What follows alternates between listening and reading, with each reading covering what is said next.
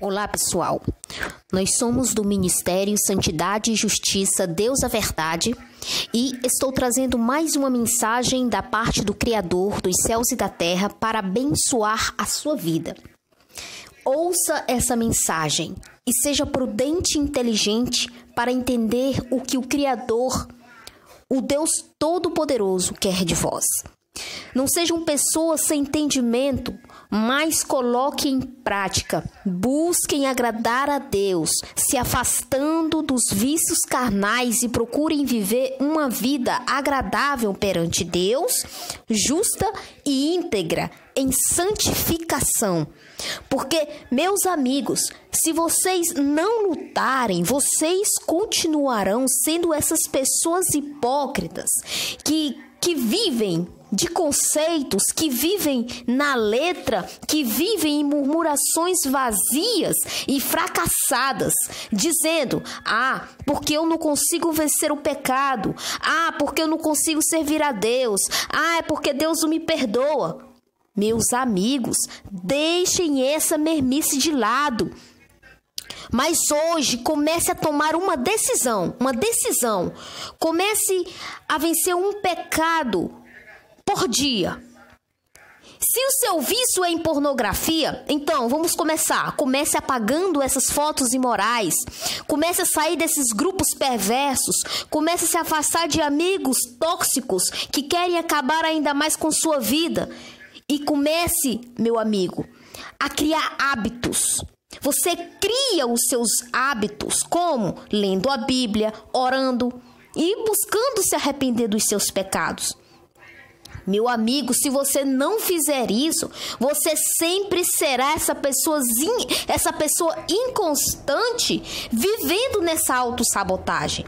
Mas, hoje, o Criador, Ele te chama ao arrependimento, à mudança de vida, a você alargar esses seus hábitos destruidores, a substituí-los por hábitos saudáveis.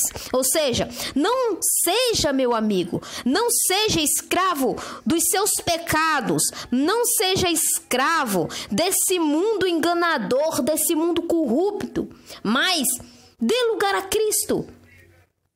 É Cristo que quer libertar a sua vida. É Cristo que quer morar em você. Veja o que ele te diz em João, capítulo 8, versículo 36. Se, pois, o Filho vos libertar, verdadeiramente sereis livres. Livres. E a pergunta que eu quero fazer para você é o seguinte, meu amigo e minha amiga. Seja sincero com você mesmo. Eu vou fazer a pergunta: você quer ser livre ou você quer ser um escravo? Então, você vai decidir. Você é quem decide. Ou vive escravo do pecado, ou você escolhe se arrepender e deixar que Cristo te liberte. Meu amigo, porque o pecado tem o seu salário.